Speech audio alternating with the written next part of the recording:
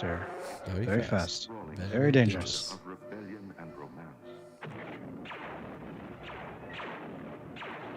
It's a spectacle, light years ahead of its time. I am C-3PO, human cyborg relations. And Oh, good for you! hello. Greetings, Exalted One. He's no Jedi. This is the way.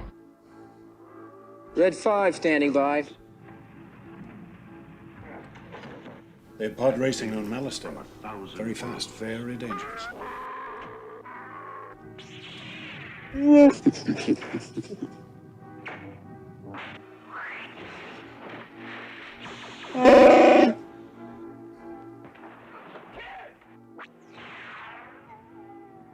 My name's Omega. Echo. Star Wars, a billion years in the making, and it's coming. Where's Ray? to the Galaxy this summer. I'm just here to get Ray. I'll go in and try to find Ray. The troopers will be on our tail. Ray! Where's Ray? But I was going into Tashi Station to pick up some power converters. Luke Skywalker was just a farm boy until he received a mysterious Hey, message. what's the story with our chicken, man? Help me, Obi-Wan Kenobi. She's beautiful. Star Wars, starring Mark Hamill, I'm Luke Skywalker. I'm here to rescue you.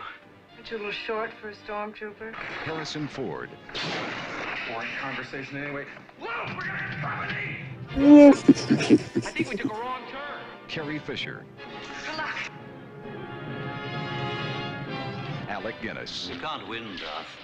If you strike me down, no I Jedi. shall become more powerful than you can possibly imagine. 20th Century Fox presents the most extraordinary motion picture of all time. Oh, Star good Wars. for you! The fun begins. Bad feeling No about legendary adventure of the past could be as exciting as this romance of the future. Here they come. May the Force be with you in Star Wars. Tell that to Kanja Club. Now this is pod racing.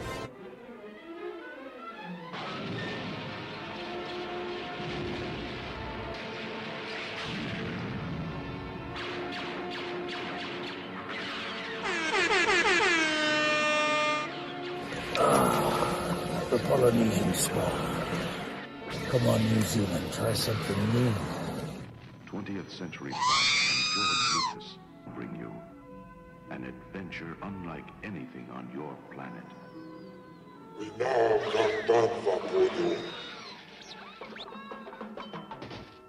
Star Wars. Stop that ship! Blast them! Now this.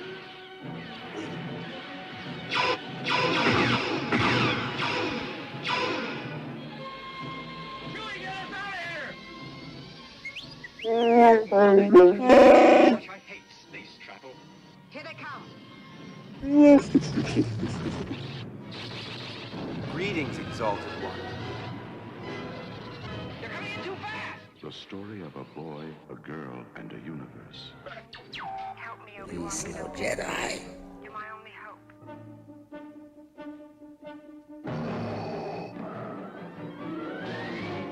Hey, what's the story with our chicken, man? A sprawling space saga of rebellion and romance.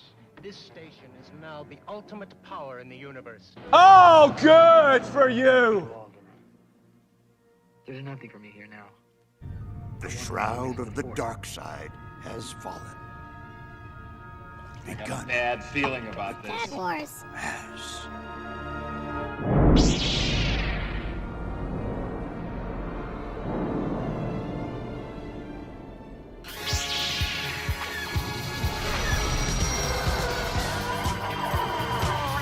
This is the way. Dad Wars. Greetings, Exalted One. Welcome, welcome, welcome. Aaron said I need to kick it into high gear today. This is me, high energy. Can you handle it? All right, welcome to Dad Wars. I'm Justin. I'll be your dad for this evening. Thank you guys so much for tuning in. We're looking forward to connecting with you, our fellow Star Wars fans, tonight. Tonight, we're going to discuss the most recent episode of Disney's gallery series that features behind the scenes of the Mandalorian Season 2 finale, The Rescue, which featured the return of the Jedi, Luke Skywalker, ! A seismic event in Star Wars mythology that people are still talking about, still losing sleep over. So, we'll check out the behind the scenes finally. And in case you missed our latest Saturday show on Sunday, Eloise and I built Lego Star Wars Boba Fett Starship. Some people call it the Slave One. Others are calling it the Fire Spray. Whatever you call it, it was fun. So check out, I'll leave the link to that show from this morning. It's a much shorter show than what this might turn into tonight, but we hope you enjoy that. Eloise and I do a little show every Sunday and call it the Saturday show because we can never pull it together on Saturday. So that's the reason for that. Anyway, if you're new to the channel, please like and subscribe. We hope to connect with you guys live in the chat or in the comments below. Except for spammers, you guys please stay away. We had enough of you last week. But show ideas are also always welcome. And we cannot wait to connect with you guys live with this family-friendly Star Wars community that we are building from the ground up here.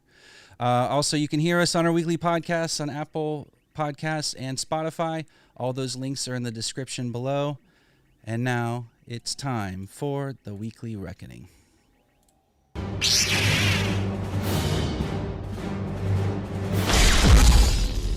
I'll show you the dark side. Hello there. There we are. There he is. We're live. Everybody, this is Aaron. Are you muted? Tell me he's not. He's messing with us. He's totally live. He can hear us. He's Luke comes back in The Mandalorian? Oh, no. Spoiler alert. Sorry. No, I just made that up. Sorry. Oh. All right. Next, you're going to tell me, like, Omega is like a clone or something. Oh, from the Bad Batch? My name's Omega. Well, if the shoe fits, if the clone shoe fits. They're all the same size. Aaron, welcome. Great to see you, Hello. my man. Hello there. Hey, I'm sorry if I did spoil that for anybody. If you haven't seen The Mandalorian Season 2 by now, oh, shoot, Pierre's watching tonight. I don't know if he's seen or not. And I personally invited him to watch the show this evening. Pierre? This is where the fun begins. Sorry, I'll stop the drops. Go ahead. What do you have to say, Aaron? I was just going to say Pierre is writing a letter to his congressman as we speak right now to say, shut these guys down. Pierre actually was instrumental in getting the governor out of office there a little while ago. Oh, yeah? He wrote a strongly worded letter. This guy can write some strongly worded letters like you've never heard before. Then I fear for our jobs. Which we don't have because this is a totally pro bono endeavor. Yeah. Huge U2 fans. What? Yeah. Pro bono, pro the So edge. Pierre, and I believe we have another possible viewer tonight, Gavin. Hoping Gavin's with us. Gavin was with us literally here at Dad Wars HQ earlier today with his awesome family, the Komodas, Dan K and the fam. Danny K, yeah, from way back. One of my friend who was instrumental as well as you in helping me get my my bearings and get my feet on the ground when I moved to New York years ago. So I just gave you a subway map. Not a big deal. You can get those anywhere. Yeah, and it was like one from the 50s. So like half those, they changed, all the branding was different. If you can't respect your history and where things come from, then just get out of my face. Well, yeah, but I ended up on Rikers Island on more than one occasion. I mean, eventually you learned a valuable lesson on Rikers, didn't you?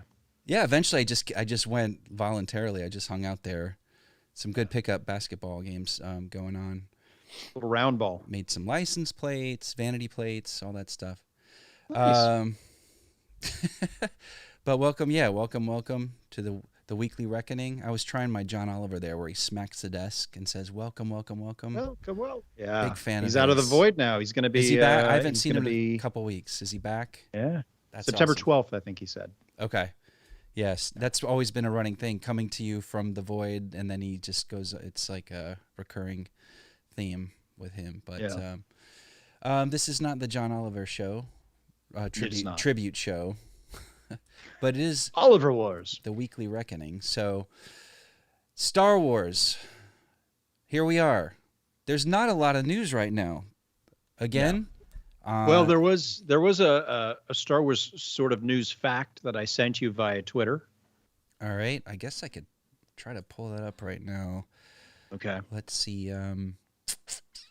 Yeah, we got some news here, I think. Oh, that's not what I was going to show you. Oh, hello. Aw. That's not what I was going to show you either. I know what's happening. Yeah, I'll find it. Okay. Yeah, but it was just a tweet. Just kind of flew in under the radar, didn't it? Yeah, but it's a hardcore Star Wars fact for where we're at right now. Yeah. Let me see if I can find it. Should I read it? You want to show it? I had it set up to show, and then I got too excited about the show, and then I lost it. But I think I can find it very quickly here.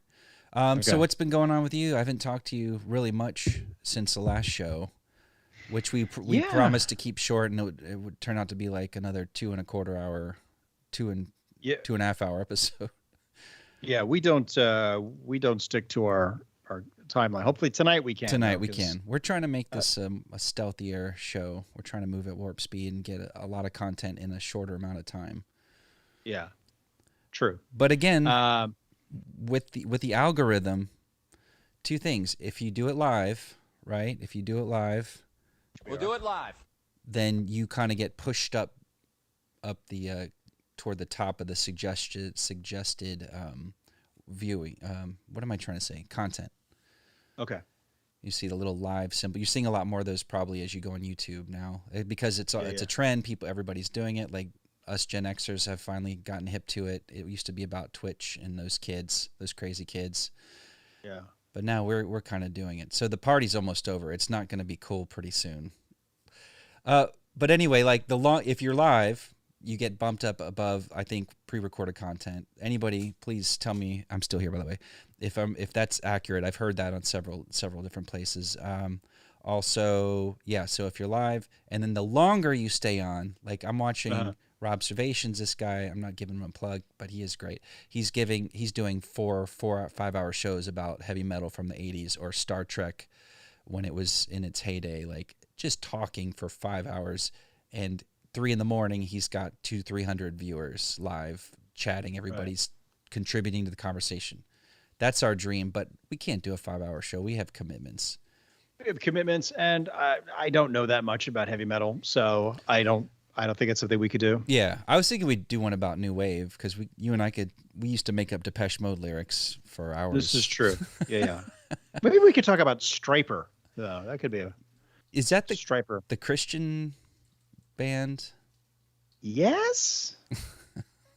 I don't know. Is that what just a name I've used as a punchline? Is that what they're really doing? It's a great punchline. I know. I kind of dug too deep into that. So let's see if I can bring up this. You sent me this, and it's not a Doctor Who tweet, but if we go to the front here of this thing.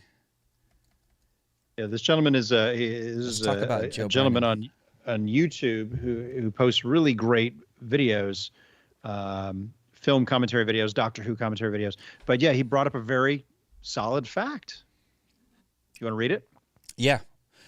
We are one day closer to untitled Star Wars film.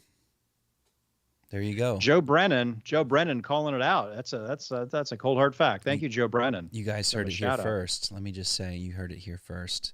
Yeah. And if you want to see a really great commentary video about General Hux from the sequel trilogy, he has it with one of the best sight gags that I've seen. It's great. It'll catch you off guard. It's very funny. Well, now I want to stop the show and watch it, but I don't know how to navigate to it. And there are too many plates spinning right now, but I will revisit that. And we can even link to his Twitter. Yeah. Let's check in. I think we've got Pierre on. Pierre saying hey in this up in this Hello, house. Pierre. Hello, Pierre. We've got you are on here. I was commenting to Luis, I believe. Greg James is here. Luis is here. Slow mode engaged. Yes, we're trying to combat the onslaught of what's trending now is spammers, just vulgar hateful spammers that just kind of like threw a wrench in our show last week. So I one of the tips is to go into slow mode, and I can kind of catch it ahead of time and vanquish them from Dad Wars for all eternity. We have an Ultra GK Art that says, "Hi, is that Gavin?" And that's Gavin. And Gavin was just here a little while ago. I showed them the whole behind the scenes. And Dan K, his dad, one of my best buddies, who's a huge Star Wars fan, who is going to be coming on here soon, and I can't wait to tell you what he's going to be talking about. But of course, talking about our history together, which was formed at Celebration 2, and I've told you about it many times. But we've got lots. He reminded me we have tons of footage. We have like General Reichian, like. I was just walking around. I had my first camcorder. I was getting into video production in 2002. Like, I thought I was like going to change the world with my video camera, whatever. But anyway, like we're canvassing. We're doing all the celebration. We're actually working it, but when we're not working it, we're just getting backstage around everywhere, cutting lines, going in, talking to celebrities, hanging out. And the guy who plays General Reichian, like he saw me with the camera, and I'm just recording with the handy cam there, and he's like, come in, come closer. Not creepy at all. And then he does this like soliloquy, this monologue about the importance of Star Wars. If I saw it now, I would probably start crying. But just because it probably would mean so much more to me than it did then.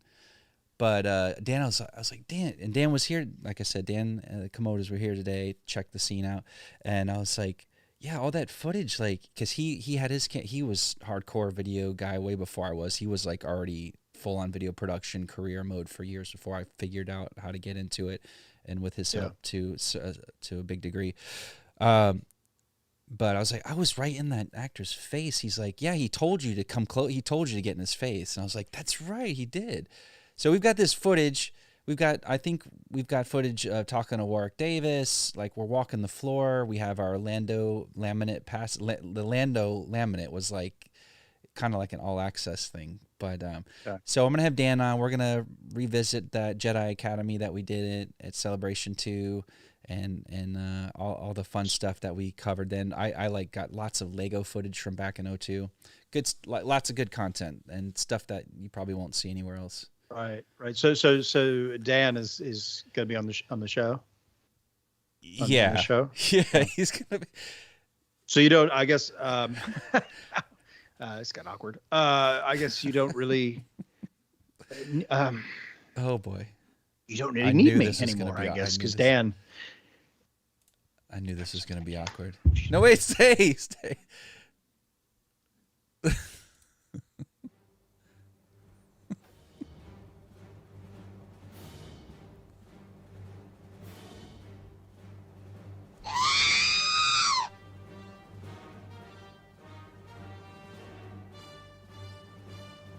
I got a bad feeling about this.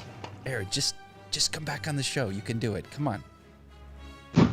You're not being replaced. You're not being replaced. It's all right. Just you got a little moisture like on your cheeks. Yeah. You're my guy. You're my guy. No, it's cool, man. I get it. You you and Dan, you guys go back. You're buds. But guess what, Aaron? I knew you, buddy. We became close friends in like 97, 98. I didn't meet Dan until 2002. You mean that? Bro. Okay. All right. All right, I'm back in. Okay. I'm doing the show. All right, hold on. I'll bring us back. Hold on 1 second. Okay. Nobody saw any of the tears, did they? You're back on now, so now they've heard it. As long as they don't see it, then that's... Woo, yeah, okay. Hey, everybody, I'm back. Yeah. Woo. Yeah, there we go. So, so anyway, and let me I was going to show you you got a couple of Star Wars related things from the weekend. So how the weekend went for me, and you asked before we started. I was like, wait, I'll show you. Yeah. Here we are. Couple of Star Warsy things, but we went to Sesame Place on Saturday. Took the girls. You did. Super crowded. kind of got rained out as soon as a droplet hit like the pavement. And then, because it was so hot, it like evaporated into steam. They like shut it down, shut it all down. So there were no rides. And then a couple of the rides were a handful of the rides were shut down anyway, because I guess there aren't enough. They can't find anybody to work at these low wage jobs right now. So the restaurants and theme parks and stuff, like there just aren't enough people. So they had to shut some rides. And this is the second time this summer that we've gone to a theme park and kind of around us where it's been a third, a quarter, like shut down. So you pay full admission, and then you just don't get to do everything. Yeah. So that was kind of a bummer. We did get rain checks, so we have a year to go back and have lunch with Elmo next time, I think.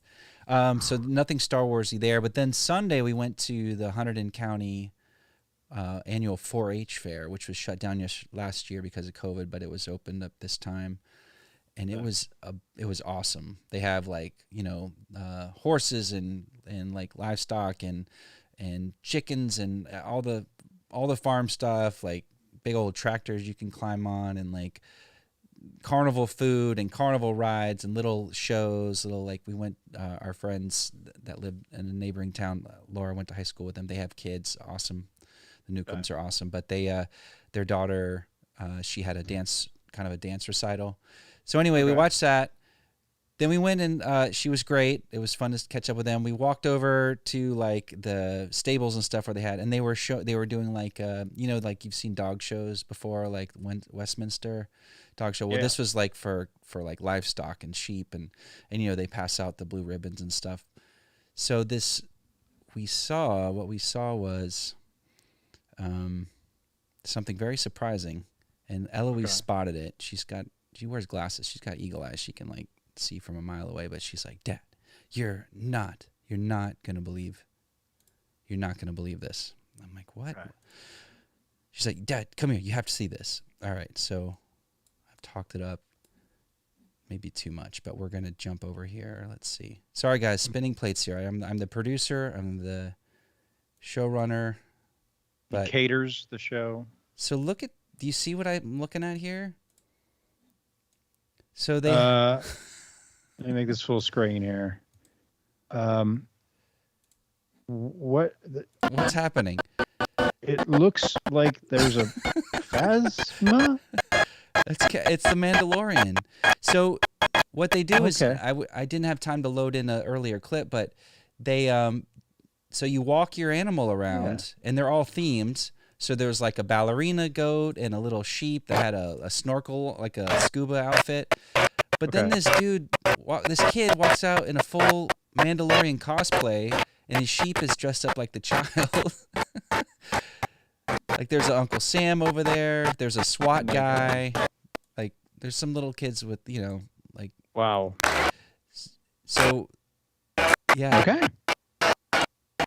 I was curious where that was going. That's like, where it went. I know. So we found Star Wars at the 4-H fair.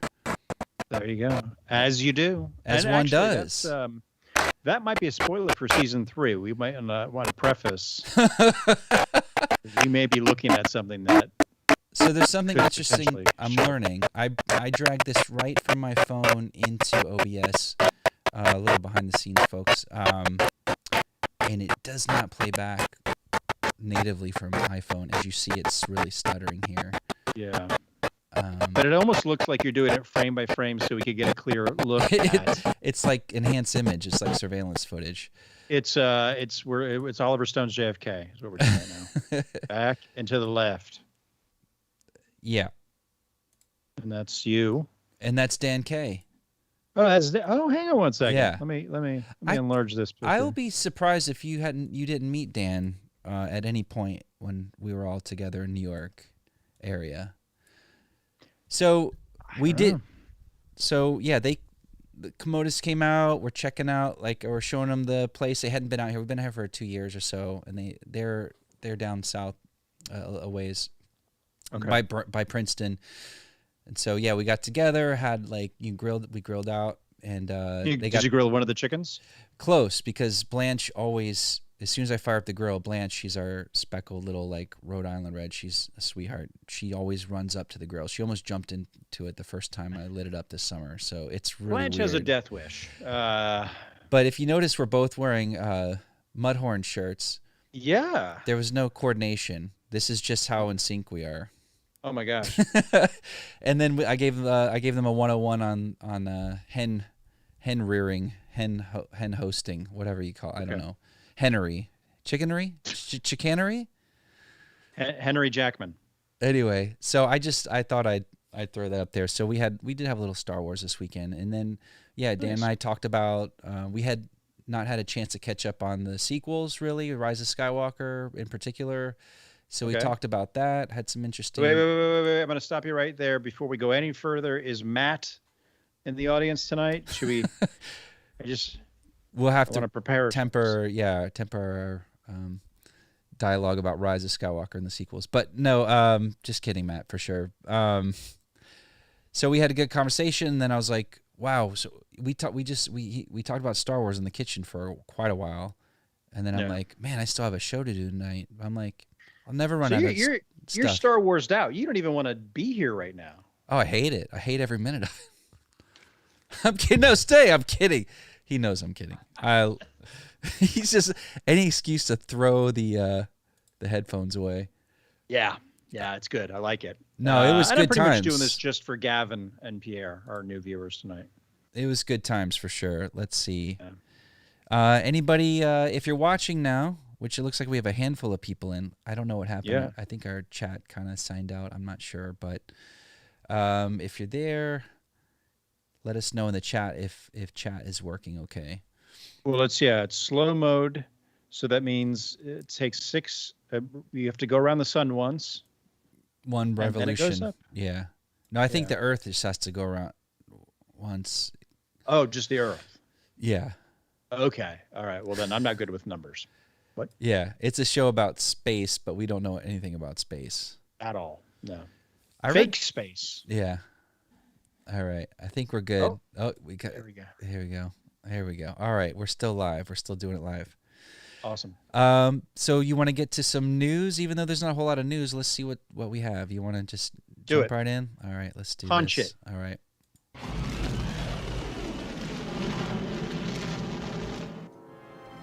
My name's Amiga. Where's Ray?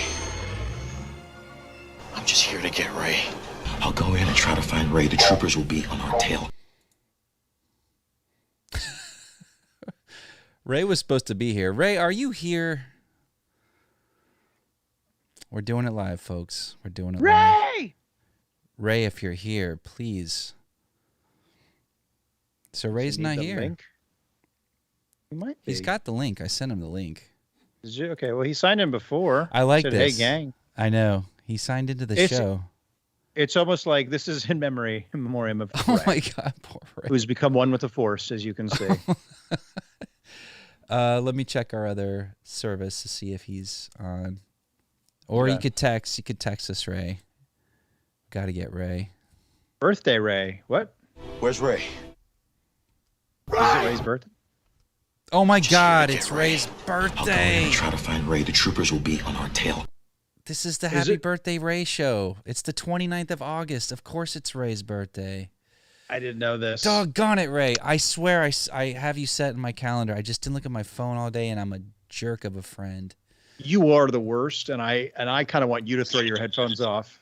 Here's a fun thing. There he is. We can hear you, Ray. Are you with the Force? Where are you? I had to run to the store. Everybody, Can you hear me? I'm telling Aaron this earlier. Everybody's running to stores. Where is everybody always running to stores? Both of you guys, except at least Ray, you have the decency to do it before the show. I have a teenager that has to have a mocha frap in the morning, so I had to. Oh my gosh, the humanity! I didn't have mocha fraps in my day. I had to buy a mocha frap. No, so Ray. he can wake up in the morning. All right, so Force Ghost Ray, if you can talk to live action Aaron for 1 second, I'm going to try to technically. I'm going to concentrate and try to bring you into the show because it's use the Force. So Ray, happy birthday! Happy birthday, Ray. I'm so sorry. I didn't know this. that's when two I used to Aarons. be I on just put a two thing Aarons called on the there. Facebook, it would remind people about this. The I don't have that anymore, so I wouldn't know. Well, I have But I want to say the one good thing about Facebook is that that was it. Birthdays. Everything else sucks about Facebook. Let me just say this one, Ray. I feel. All right, Ray. I see a thumb and a ceiling fan. That's what I got. Oh, there he is. I'm trying to get my headset on. Where's Ray? Do your thing, man. This is the beauty of doing it live. So yeah. So Ray told me many years ago how I can always remember his birthday, and I never forgot it. And I usually always wish him a happy birthday, usually either on the 28th or on his day naturally. I'm never usually belated, but it's also used to be a point of pride for Ray. He shares a birthday with Michael Jackson. That's true. And can you guys hear me still? Yeah. Yeah. And let me just say also, Michael Jackson and Ray, you never see them together. You've never seen them together. True. Michael Jackson. I think Elliot Gould is the 29th. That's Aaron's uncle. That's Aaron's relation. uncle. No relation. His grandpa. John McCain was August 29th. Okay. I think Rebecca De Mornay, or when we were in middle school, we called her Rebecca De Hornay. Oh, the Family Show, Ray. Family Show. Whoa. Family Show. And also... now I have to edit the show. Okay. All right, go ahead. Also, Hurricane Katrina was on August 29th. Now happy there's another birthday. hurricane today that's on August 29th, which is kind of weird. Happy birthday. Happy birthday. All the natural we disasters. to get you a hurricane. And I just had a whole bunch. We went to a Korean chicken wing place with our friend Greg. He came with us, and we had some Greg really was good... there? Yeah, me and Greg went. And you guys are hanging out tomorrow. Oh no, you didn't see the message? We're not hanging out tomorrow. Why? Because Julie can't go, so they had another weekend day opened up, so we're going in a couple weeks. Oh, okay. All right. Okay. So that way we can all go. Of course, Lucas of course. couldn't go. And so I guess weekend days open up, so we're going on the 12th. We're not going tomorrow. All right. Because only I would have been able to go. Yeah. All right. So the feature segment of the show tonight is just evaporated before our very eyes. We were going to talk about Galaxy's Edge and Ray going to Galaxy's Edge tomorrow, and Aaron had some tips for Galaxy's Edge. We could still do it. Yeah, we just have to say in 2 weeks. Just push it back to 2 weeks. I'll have to remember everything for when I go in 2 weeks. I was just going to say, the only tip I was going to say, go on the 12th, but you're already doing that. So see, there you go. That's the best day of the year to go to Galaxy's Edge. It'll probably be hopefully, like I said, Julie hadn't been, I haven't been, Lucas hasn't been. Oh, you guys want you want to go as a unit. I don't blame you. I didn't know it. I didn't hear about it. I haven't been on my phone all day. I'm sorry.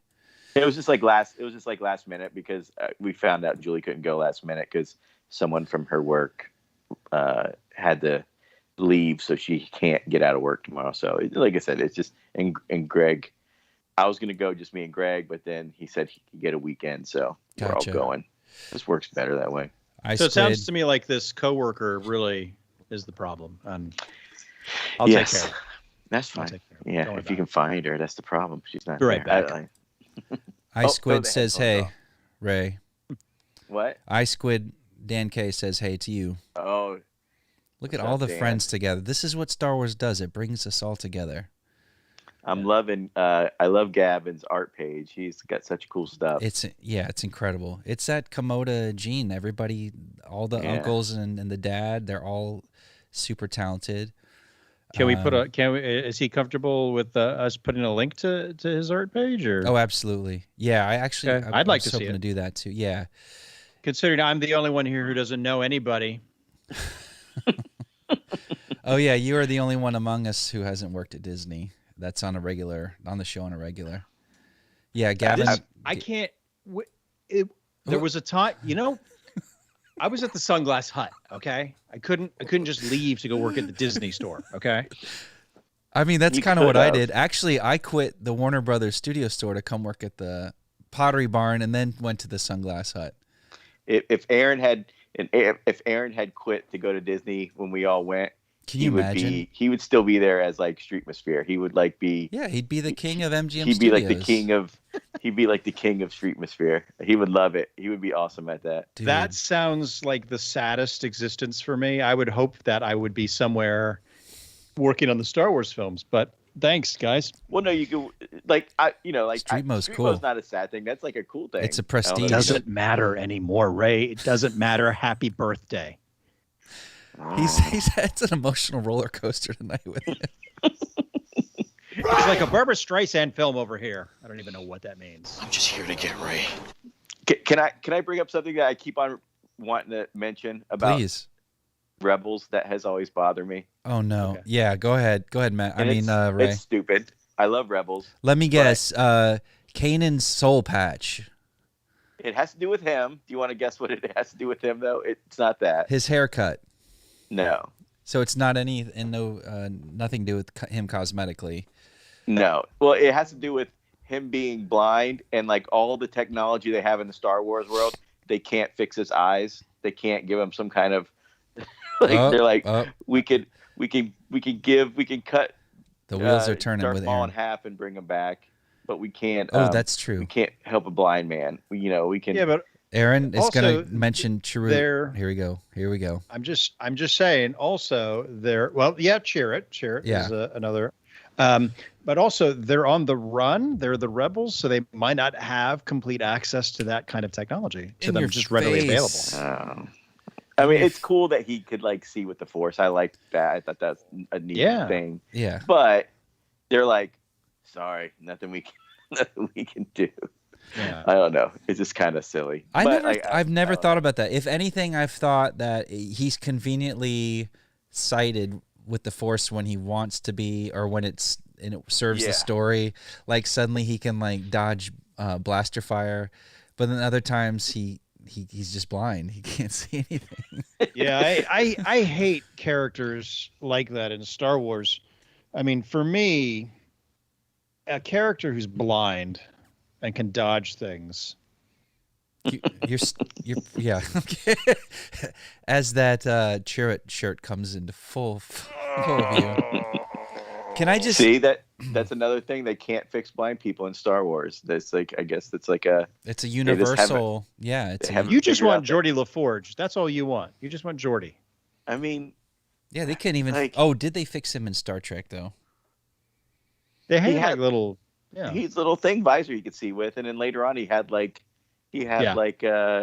robot eyes or something, right? I think eventually they would have been able to fix Kanan, but yeah, I don't know. Things happen that I won't mention in case anyone hasn't seen it. Spoilers. Spoiler. So yeah, Greg, happy birthday, Ray. So how was it hanging out with Greg James in real life today? It's awesome. Greg's great. We had a good time just talking. I was telling Korean food. I was telling Dan about Greg and his role, because Dan's one of his close friends' daughter is doing the Disney college program that they just started back up. Remember they canceled it? It was like one of the first thing they took out during the pandemic, but it's back. And they said that Disney was proactively calling people who were on the list to go before it got canceled. So so I was mentioning success stories with the college program, and we got to talking about Greg and how he's like there's lots of people. I know a lot of people that stayed around and have like good high management and higher level jobs that are college program. But and Vista Way is no more. They have like some whole new. You should look it up. Like the college program has this whole new place. It's like really nice. And can you see me doing a search for college? No, because people post about it on Facebook that like where was this when we were in college program? Because I have all the Disney friends, and it looks like really cool. Like it has like all these common areas, and like it's not just like an old hotel that they turned into like a place. To stack like kids. Our Art Institute dorms. It was like a Holiday Inn. Yeah. You should have seen the dads dropping their daughters off at this motel. And all us kids. All the RAs were dudes. But they actually like put some money into it. It's pretty neat, actually. Mike Ead, Rogue One, dude. I am one with the Force. The Force is with me. He wasn't on the Chirrut wasn't on the run, was he? And didn't seem to have his eyes fixed. I think Aaron is the expert on. Well, Aaron's reading a book. Aaron's the expert on Rogue One and that character in particular. Aaron, what say you about Mike Ead's comment about Chirrut? So he wasn't on the run. Well, he didn't have his eyes fixed. No, he was blind, which I think because he was a guardian of the Wills, he was a guardian of the Jedi Temple. He was probably under heavy scrutiny. Okay. And was trying to keep a low profile because of the Imperial presence on Jeddah City. Okay. And the fact that he had this bond with a fellow guardian of the Will, which was Baze. I feel that they just kind of had looked out for one another in whatever way they could. I don't know if that answers your question, Michael. So let me ask you this: How did Chirrut lose his sight? I don't think that's ever. Is that ever addressed anywhere? He was at a crosswalk in Jeddah City, and there was a blind man next to him who was almost about to step in front of a truck, and he stopped it, and the liquid got into his eyes, and all of his other senses got heightened, and he became the devil of Hell's Kitchen. And what he did? No, hang on, that's something else. That is a different thing. That's it sounds so familiar though. Did he have a law degree by chance? He did, yeah. Okay. He did. That explains that then. And he called his friend Baze, he called him Foggy. I don't know how he got blind. I don't know if that's ever mentioned anywhere. I don't know if it is, but yeah. I'm glad Mike brought up the thing that I love Rogue One, about that character so much is that he's not a Jedi, but has such a faith in the Force that he literally puts himself, he gives himself over to his faith, which we have never seen in a Star Wars movie. Which I loved more than anything. Do you see what Mike just wrote? Touche, Mike. I did. That's awesome. Very well played. Well played, Michael. So the scene at the end when he goes to pull the lever to help with the shield, it's literally him giving himself over to his faith. And while before we have seen him do these miraculous things, dodging lasers and fighting these people or whatever, because he's Donnie Yen. Awesome. But the fact that he doesn't do that. Yeah. I'm going to put myself out there. It's such a huge emotional weight to that moment of, we've never had that in Star Wars, which is another reason why I love that film, is it just kind of added a whole new level to, I'm rambling. No, it does. And I'm glad you brought that up. It does have something, the others aren't lacking it, but it's brought something else to the mythology that wasn't there before. And that's in addition to doing all the other things it's done to tie the stories to get the prequels and the sequels together, right? Yep. Speculate for a minute. Are we going to see those characters, our favorite Rogue One characters, in Andor, in the series Andor? Is that happening? Is that going to happen? What do you think? I don't think so. It wouldn't make sense, would it? It wouldn't make sense. And also, too, Donnie Yen and the other actors his name is escaping me, which is embarrassing right now. But they're like two of the biggest stars in Hong Kong cinema. So their dance card is full. They're not going to have time for this. Pretty much. And Donnie Yen just had another movie released, Raging Fire, which looks really good. So, I mean, yeah, he's always working. He's always doing stuff. And yeah, there would be no point. I would love a show about them. I would love a show to see before the Empire occupation. And just, that would be the best thing for me because I love those characters so much. But I don't think we're ever going to see it. There's a book that came out. It's like a young adult book that I have somewhere. It's just called Guardians of the Wills. Okay. Which is kind of cool, which is right. I can't reach it from here, but I could get up and go get it and just do a show and tell. Force pull it over. So, Ray, where does Rogue One in terms of like the Disney sequels for you? Like, where does it stand for you? One of the best. It's up there. I haven't watched it as much as you guys have. I need to go back and rewatch it because it's been so long since I've watched it. But it's awesome. My only thing that I don't like about Rogue One is that Mads Mikkelsen has such a small part, and I think I love. Yeah. He's like one of my favorite actors. I would love to see him in something else and have like a bigger, more meaningful part. Like, you know what I mean? Like, Right. not that they wasted him. Like, he's awesome and he's amazing, but I would love to see him as like a villain or some cool, super cool Jedi in the future and something. You know what I mean? Like, Yeah. that, and like it's fine, but like I just want to see him in more things. He's awesome.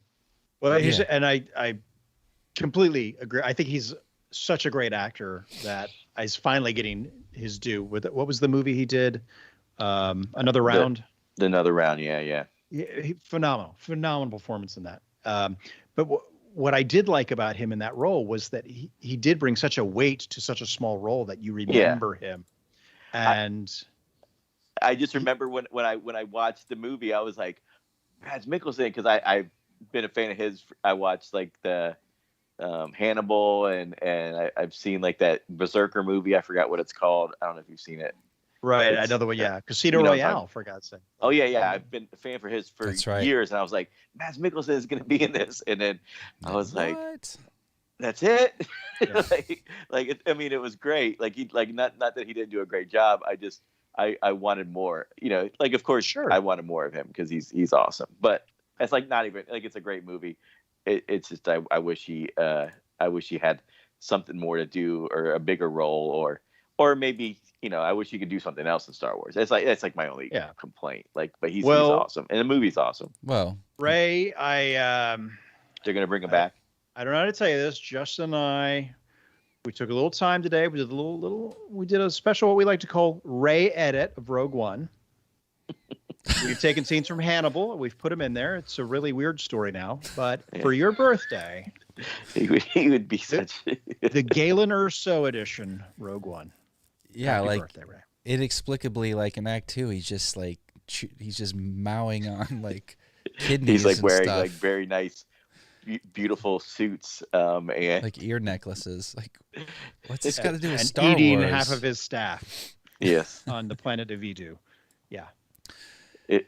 Yeah, he's awesome. Like he is. There's a movie called what's it called?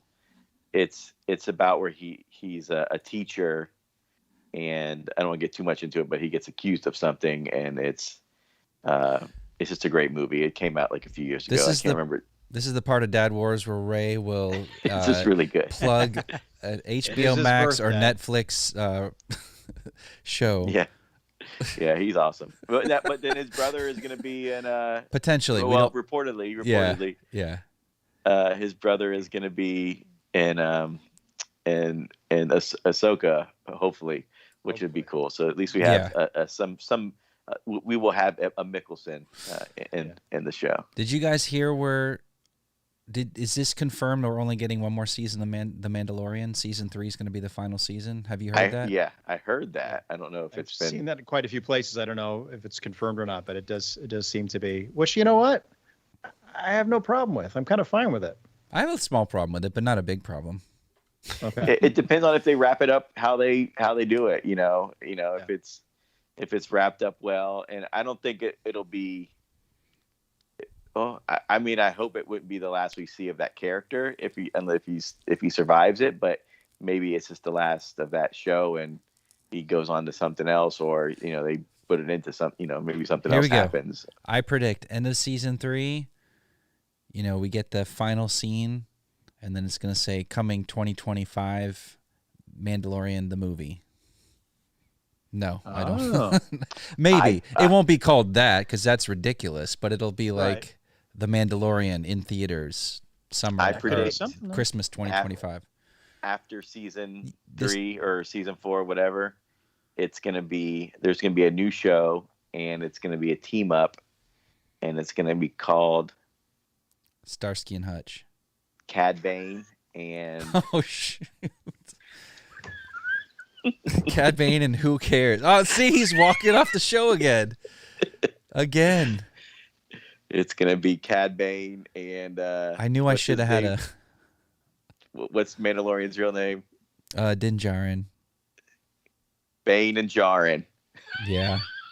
It's gonna be a buddy cop movie, the likes of of Tango and Cash.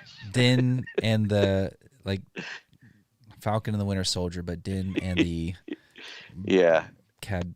Okay, yeah. I knew I should have set you up in a scene with just you in case he walked off the show again. Let me see if I can get you set up here, Ray. It's all right, Aaron. I can just swap. You're easily replaced, buddy. There you go.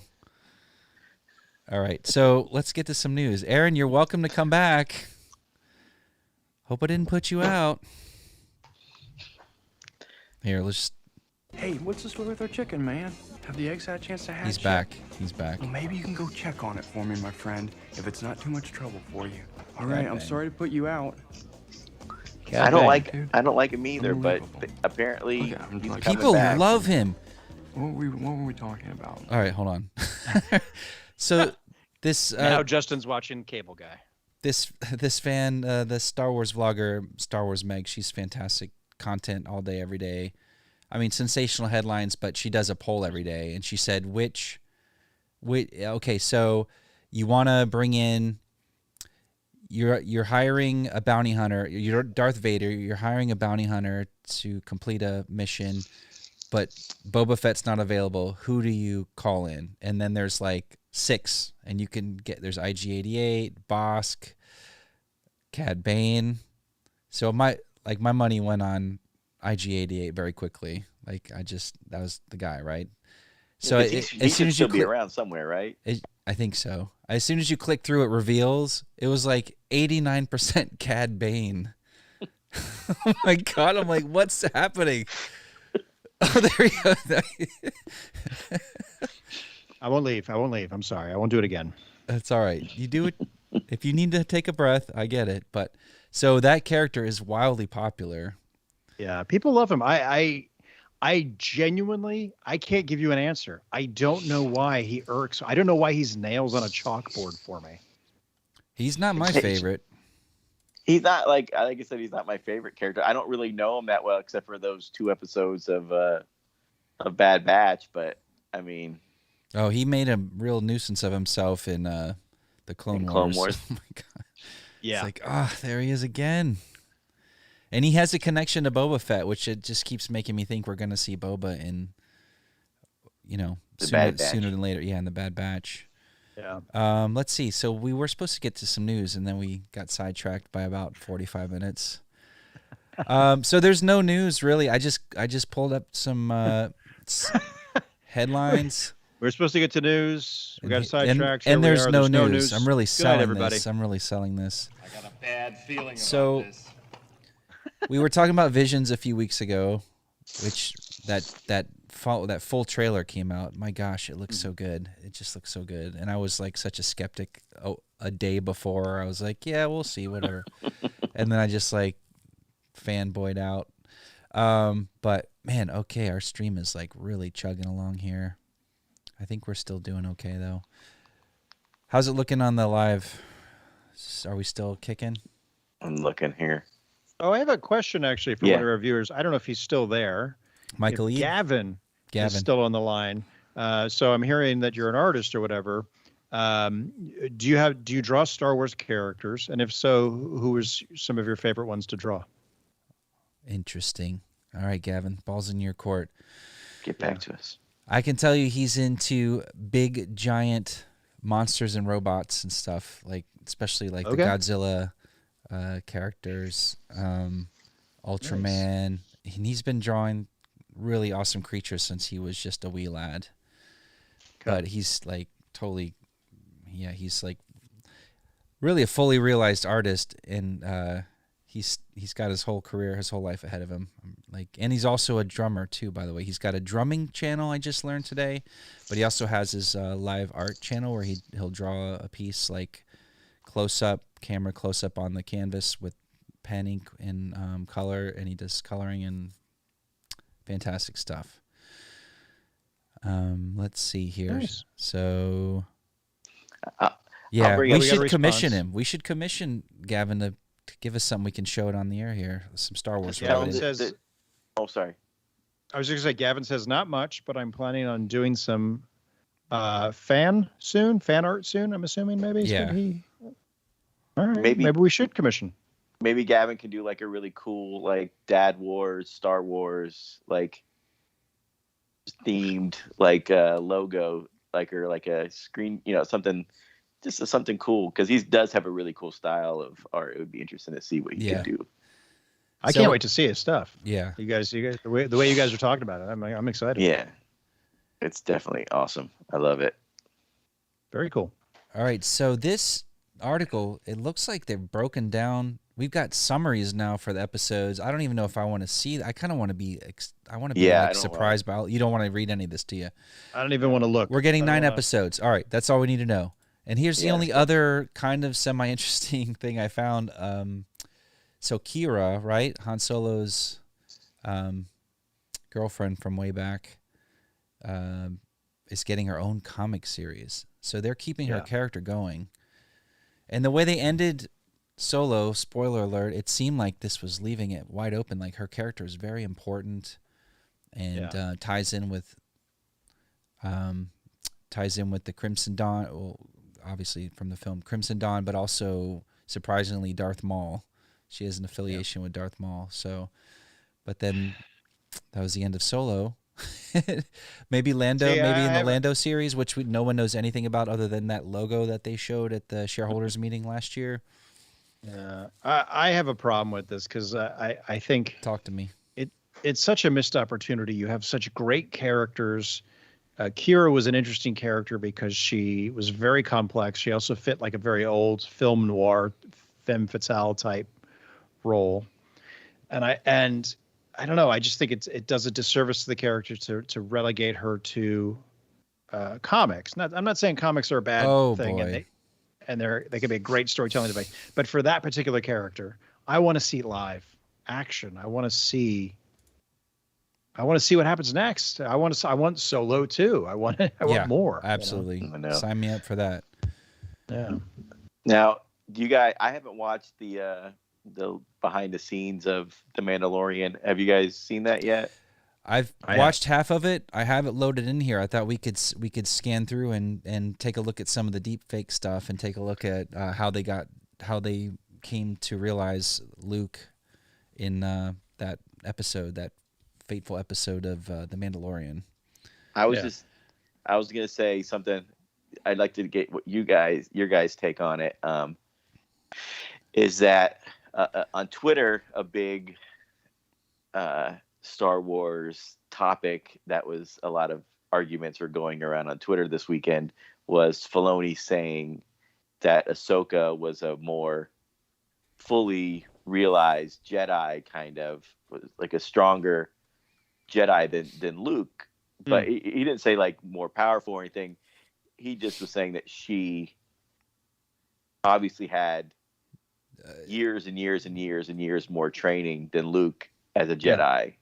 And like that, like not that Luke, like people were like, you're saying Luke's not powerful, blah blah blah, but he's like, it's not what, or they're like, that's not what he's saying. He's saying like she's been trained since she was like 5 years old till she was into an adult, and he was on Dagobah for a few hours. Yeah, he trained with Yoda for a couple minutes and trained with Obi-Wan for a couple minutes. Like he's not, and they're like, you forget that she's older than him. If she's still around, she's been a Jedi much longer than he has, and also has more training than him. Like it's not like putting Luke down to say that she's like a higher trained, has more training and would probably be a better like. So wait, he made a comment, and did people like have an adverse reaction to that comment? Is that what you're saying? Yeah, he said something. That's weird. There's something that he says in that episode about like we couldn't just show Luke flying in there like Darth Maul, like just wiping everybody out. You have to make it like realistic to what his abilities were, and kind of says that he says something like Ahsoka has, you couldn't have him just jump in there like Ahsoka would. You have to have him like kind of fight differently because he has different skills. He's thought this through. This is not. He doesn't take this stuff lightly at all, as we've learned. Just hear how he waxes poetic about the prequels, and this is a religion for Filoni. Yeah.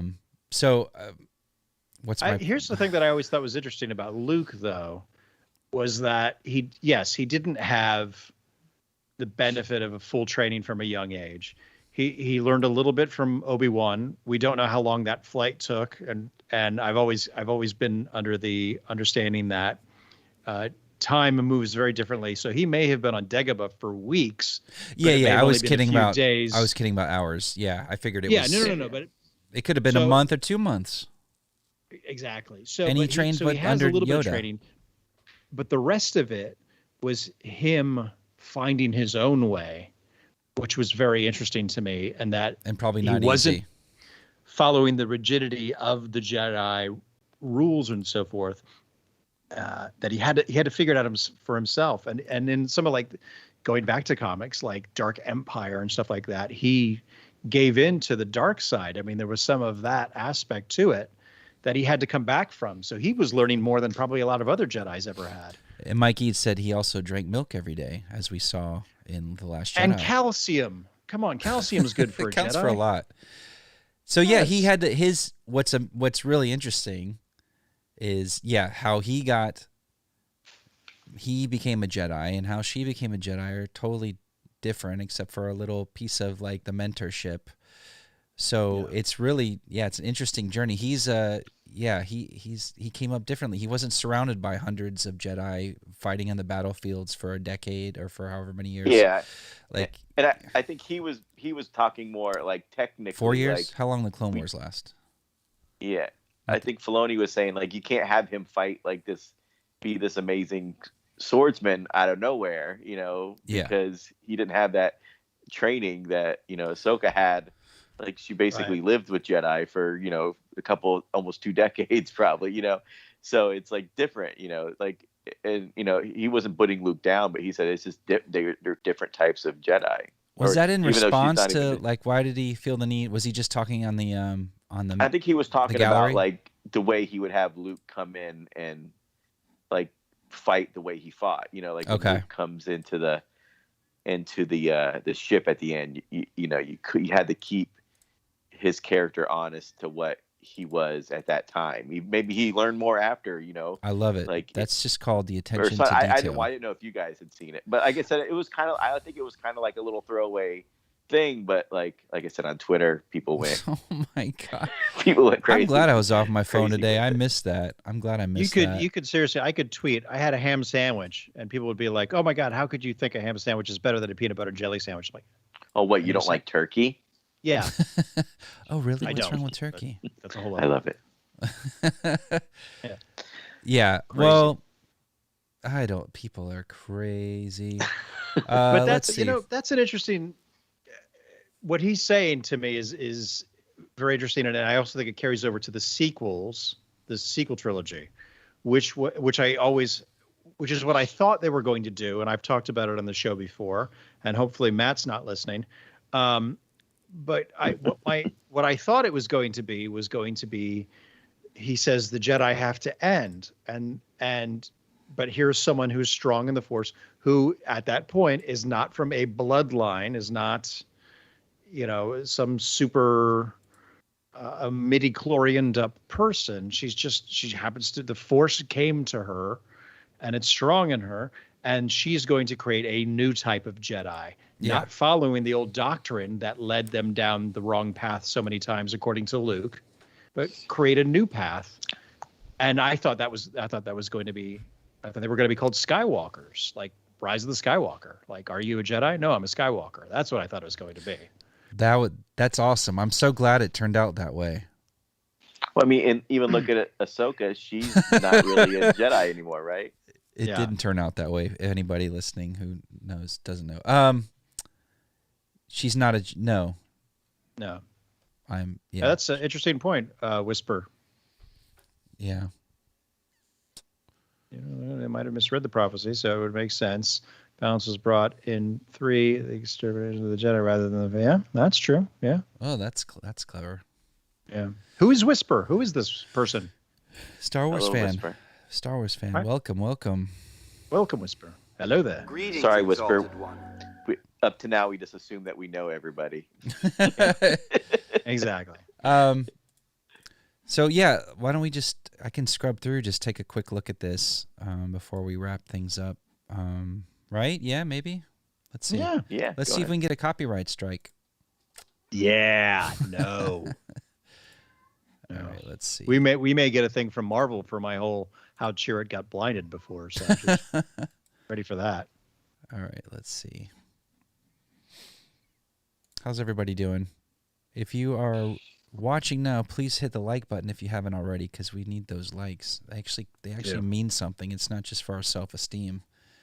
They actually help us get more views as we're learning. Just some simple dads trying to make our way through YouTube's algorithm. Yeah. Do you think we'll get struck? I think there's a totally. interplay Yeah. with- Okay, I better stop. Okay. So anyway, blah blah blah. We get to see the slave one. Did you ever notice the smiley face on the back of the slave one? Oh yeah. There it is.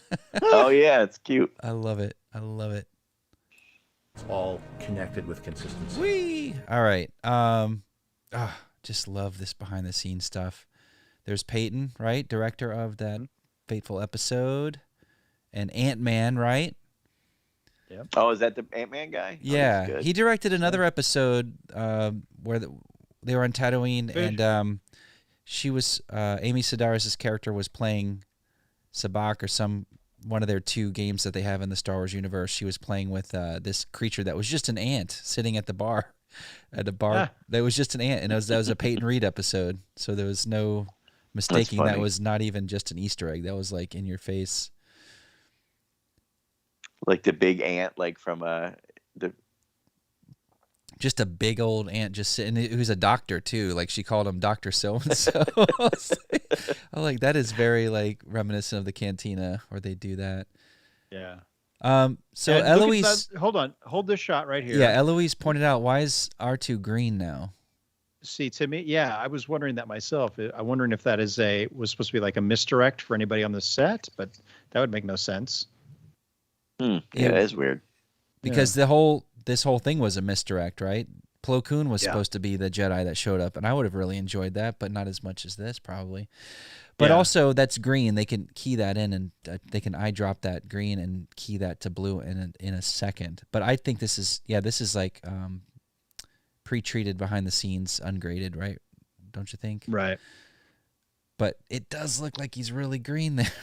I wonder how it looks. We have to go back and watch that episode to see if he looks green or not. Yeah. I don't remember him looking green. Yeah, I No, know. I don't think they would have let that through. Hey, So- just real quick shout out to anybody that's watching right now. Real quick roll call.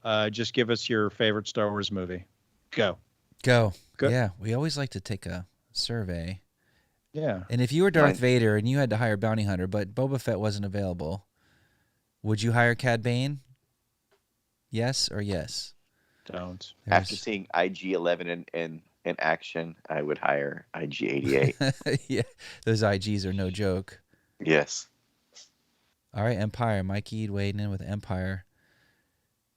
There we go. There's some Bo-Katan, some Cara Dune. As I've grown up, Empire. But like, if you asked me when I was 10 years old, it would be Return of the Jedi. Yeah, my 9-10-year-old self would have said that. And then for many years, it's Empire, no question. But I'll tell you what, the original A New Hope, Star Wars, is probably my favorite. It's growing on you. It never left me, but it's just like watching it with the girls and stuff. Yeah, I think that's got a lot to do with it. But just what it is and what it represents, but as a standalone, as a film by itself, Empire, man, it delivers. It's so good. I think Empire is one of the most beautifully shot films of the 80s, in my opinion. Looks that's gorgeous. got a lot to do Stunning. with it. Yeah. Greg James, Return of the Jedi. Yeah, was it me and you were talking about it, like how looking back, like nostalgically, it's probably Return of the Jedi, because like as a kid, that was like we were probably the oldest when that came out. Well, we definitely were the oldest when that came out. The most conscious, we were the most aware at that point. Yeah, and it had little cute animals which are cool with us, and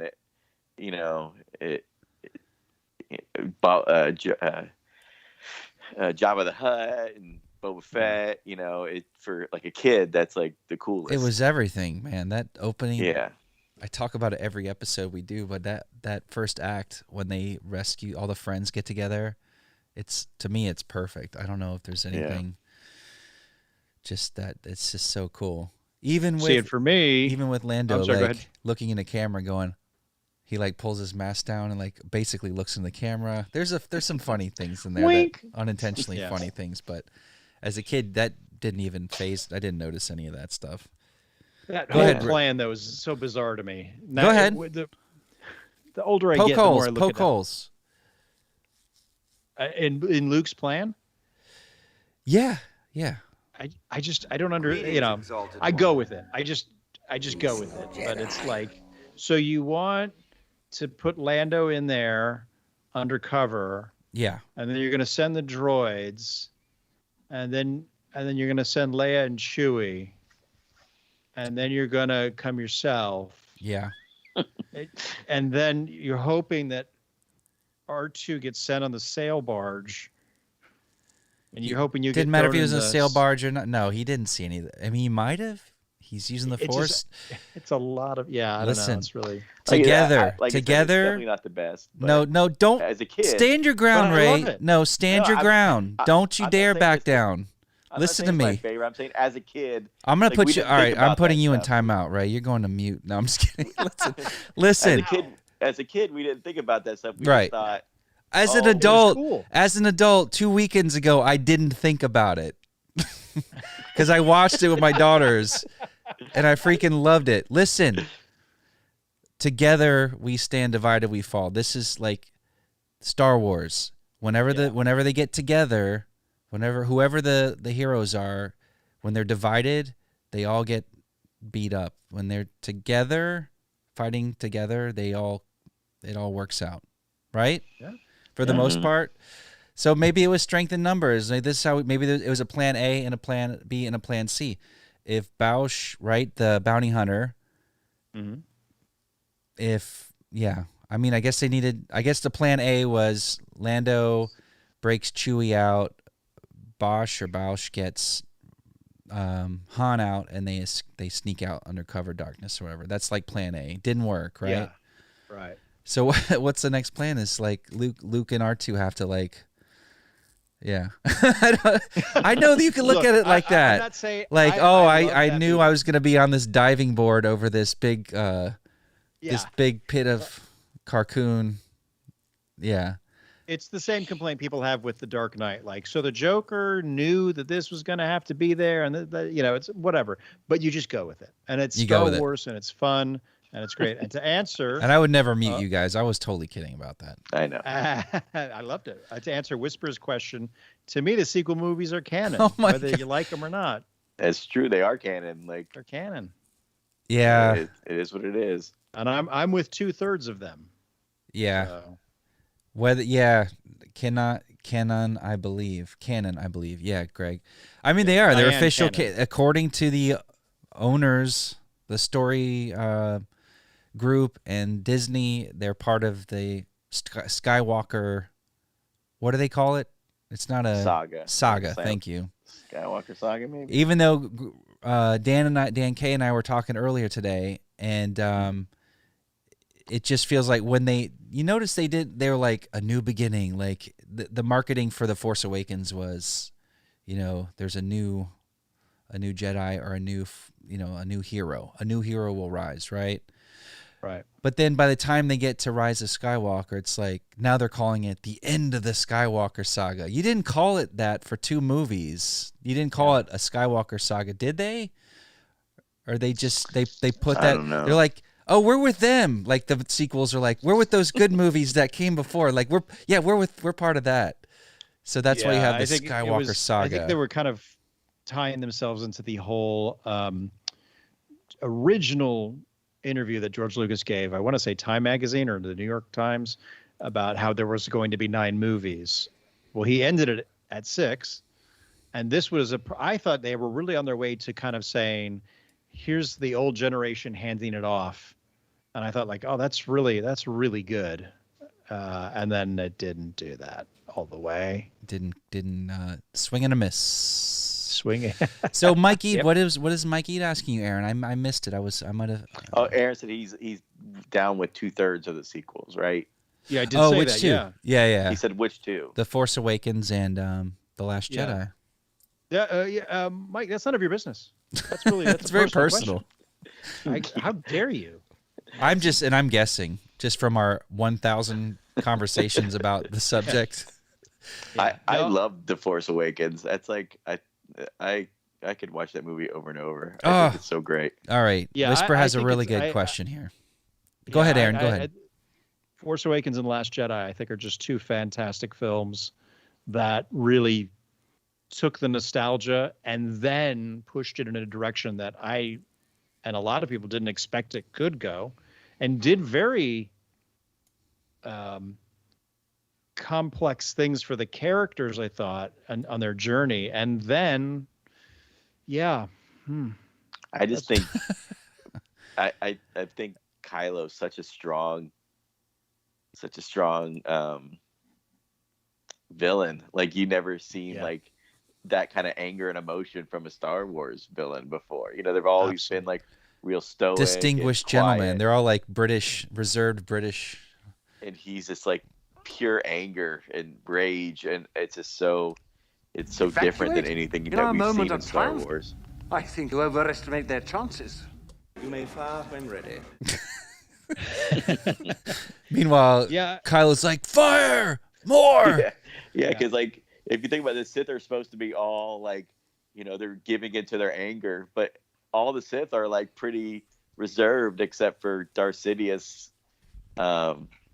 Even Maul kept his cool most of the time. Yeah, Maul was pretty like calm. Yeah. He doesn't scream and raven that we could see, especially not in like the Rebels or anything. He was pretty put together, but he's just like so angry, and I love it. Like, I love he doesn't have any control. Whisper asks for the return of Sidious in Rise of Skywalker. Does that negate Vader's sacrifice in Return of the Jedi, therefore making it likely that Anakin did fulfill the prophecy in Revenge of the Sith by evening the numbers of Jedi and Sith? I think we're trying to rationalize. Chirrut was standing on a street corner, and there was a blind man next to Chirrut, and what he did. Wrong question. That's a good point. I think his return does kind of negate some of that, which is ridiculous.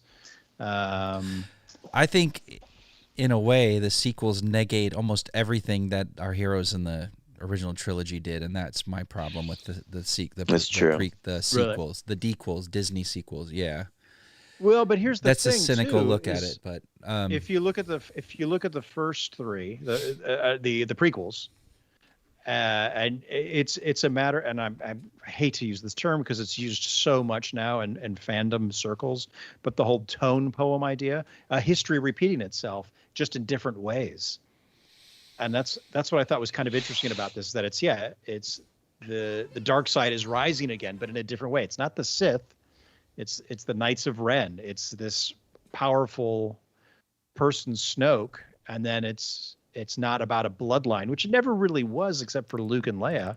Yeah. When it came to Jedi, it's this woman, it's this girl from it was just, I just thought that was interesting, and then to take them from a point of all three of them had to learn a very specific lesson about themselves, and that's what The Last Jedi taught them, which I thought was great, because she had to learn that she didn't have to be somebody to be somebody, and Finn had to learn about being a leader, Finn had to pick a side.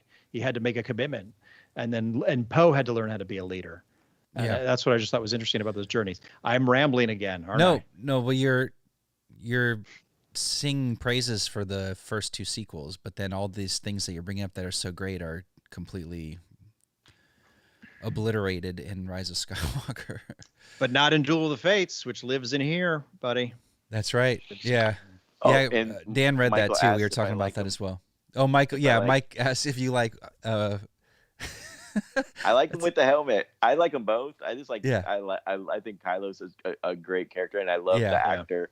Also, Yeah. a big fan of Girls. Before, I think he's really good. Yeah. But I think he looks cool with the if you ask me which looks like more menacing, him in the helmet is pretty awesome. It is and a great character design. The voice It's effect so they put great. on him is pretty cool too. Yeah, it's really cool. Also, probably the best acted scene in any Star Wars movie on that catwalk with Han Solo. Oh yeah. My so favorite. Like I think I've told you guys. I don't know if on here, but my favorite line, one of my favorite lines from all the Star Wars, is when they're having the fight in the snow at the end of Force Awakens, and he's like, and he sees Finn and he yells, "Traitor!" I just love. That's wicked. It's yeah. So it's great. He's why, great. but I He just brought love that he brought line. the gravitas. He brought it. Yeah.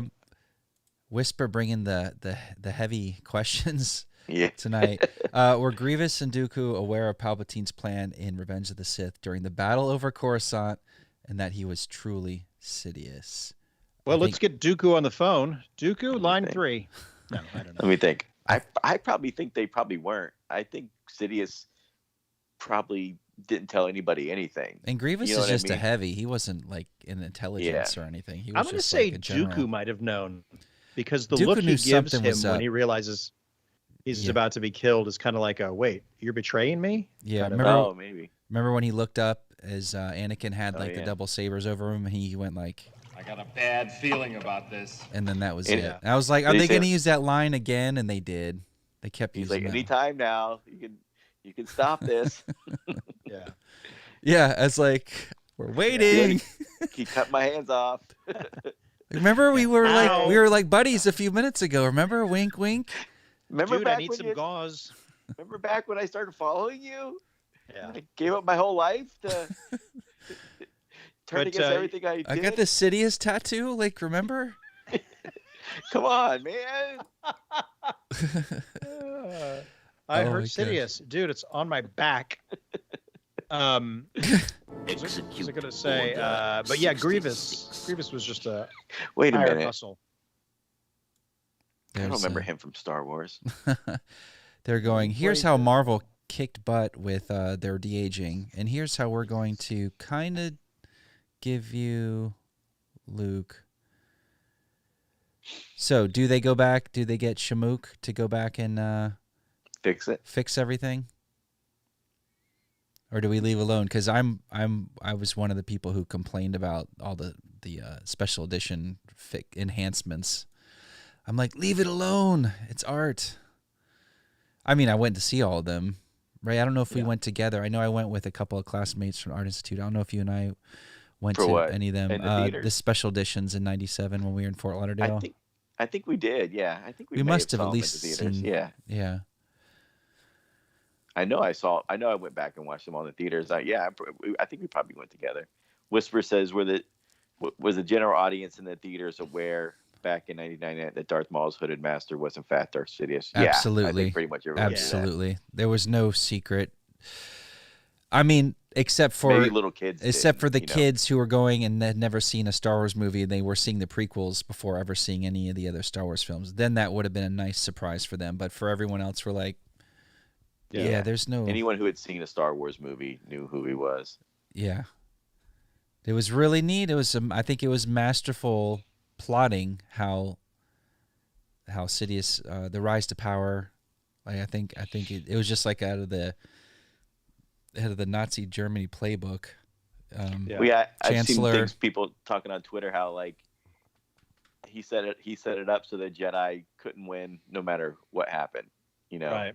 If they sat it out, they would look bad. If they went along, he had Order 66. Yeah. You know, ready to go to, you know, so the Jedi, he had outplayed the Jedi from the beginning. You know, he really had them. They had nowhere to go. They were beaten before they even started. Yeah. And Whisper asked the most important question of the evening. How come Disney didn't write a 3-film arc like Lucas did for the prequels? We're still asking ourselves that question. I'll We'll say never this. get Let me the say answer. this about that. Say this. I'm going to put you on Aaron Cam. Go ahead. Okay. There's All no right, hang on. defending it. All right, go ahead. You got it. Okay. Lucas has been writing those movies since 74. So even though the prequels weren't completely outlined back then, he had a general idea of what he wanted to do. So he had a lot of legroom to work with and time to work on that stuff. I think Disney bought the property and was like, we want a movie out by then, and then another movie every year after that, which in a sense puts pressure on a writer. Yeah. And the fact that we got as strong as a script as we did for Force Awakens, which is also very nostalgic and leans heavily into a lot of the original tropes of the first original trilogy. That was good. And then I think they would just figure they would hand it off to the next strong writer, which was Rian Johnson. And then the script that was originally intended, which was Duel of the Fates, was, and I don't know, Justin, maybe I'm wrong. You read it. No, I read it. felt You're was right. I read it. A very great continuation of what had come before it. It was the way it was supposed to be. Yeah. So I think it was there, but there was a lot of, they were under the gun. They had a lot of pressure to get stuff done. They didn't have the time. They did not have the time they needed.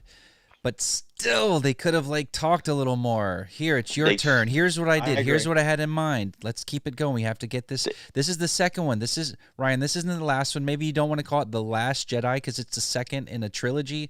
So last might be a little. Okay, you're gonna do it. Okay, so that's fine, and it actually makes sense the story. But then it goes back to JJ after they got rid of Colin Trevorrow and his script, his wonderful script, and then they're scrambling, but the clock is ticking the whole time. They have to there was at least, like you said, George had been working on those stories forever, and there was a 3-year lead time for each of those. Whisper, I don't. Whisper is saying, why wouldn't they? They should have. They should have said, hey, JJ or somebody, just give us an outline of the 3 movies. We'll let these other writers do their take on it, but we're going to have an outline. But they didn't do it. They didn't think they needed to. But. Yeah. They made a mistake. But Aaron, don't they have a story group? There's a Star Wars story group. Or were they not involved in all these concepting meetings or writers' meetings? What happened? Aaron, what happened? I have a theory too. And I'd be crazy if this is true. What if Whisper is actually Kathleen Kennedy? She's is this survey? She's doing surveys. Yeah. She's welcome to join. I'd love to. And by the way, we're a group of positive Star Wars fans, but we are prone to critical thought here and there too. But overall we love Star Wars, and we're not going to be. I don't want to be intermingled or mixed in with these faux Star Wars fans that get on and spout just nonsense night after night. That's not us. Like I said, it is bothersome that they didn't have a plan. You would think they would, but. Yeah. Especially with the Marvel, it feels like they had an overall plan for the Marvel movies. They could have done something. They could have had some kind of overall plan, and still had the differences. But they didn't. It is what it is, unfortunately. And I guess you just pick and choose what you like from the movies. I really love Force Awakens. The other 2, there's parts I like. There's parts I don't like. I really have only seen The Rise of Skywalker once. And maybe I should go back and watch it again. Maybe. No, you don't. It's okay. You're good. You're good. No. I don't really remember much from it. But it is what it is.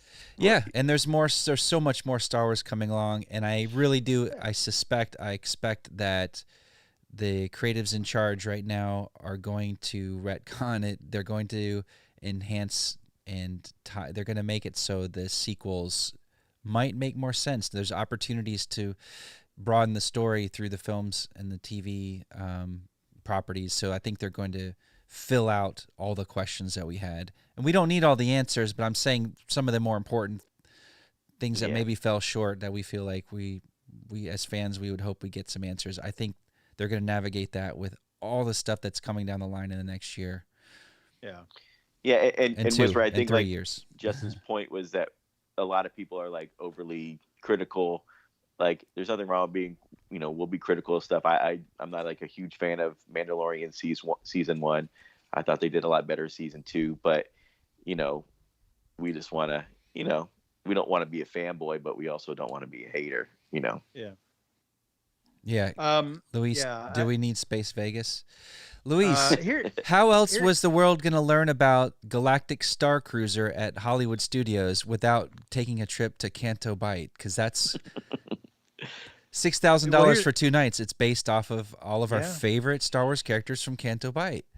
Yeah. Ray, Aaron had something. Go, Aaron. Go ahead, Aaron. I was just going to say, I think the main point of that, and I do think that sequence could have probably used a little trimming or maybe a little finessing in there, but I think the point of that was to show Finn that war is not all black and white. It's not so simple, that you have people that are building ships for the Empire or for the First Order and building for the Resistance at the same time. It's all about the money. So I found that interesting. I found that story point very interesting.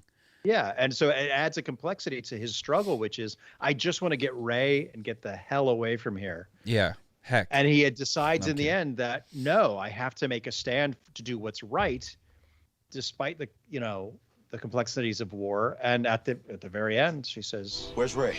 You're scum." And he's like, "Rebel scum." Boom, he makes his stand right there and takes out the woman that's probably been a thorn in his side since what age? Phasma's been, the head of his garbage patrol training and conditioning and all that stuff to be a First Order stormtrooper. So yeah. And like it's they did another person they wasted though is Justin Theroux. I was like, oh cool, Justin Theroux's gonna be in Star Wars. I love him.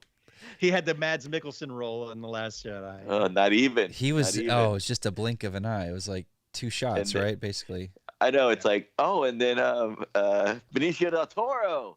Like, amazing. Ray, he's gonna be in Star Wars. Greg, without Disney, the Star Wars story would never have been expanded as it is now. It's and very true. I was excited.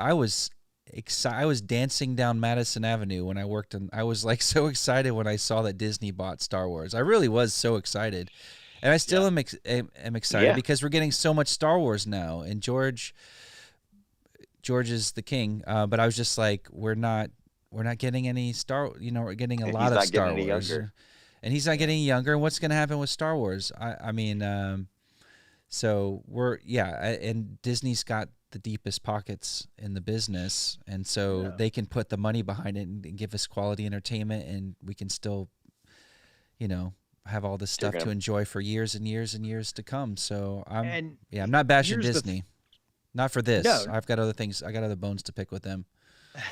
Here's the beautiful thing. Now more than ever, there is so much Star Wars content that you can love or not. And if you don't love something, there's always something else. We had the original trilogy.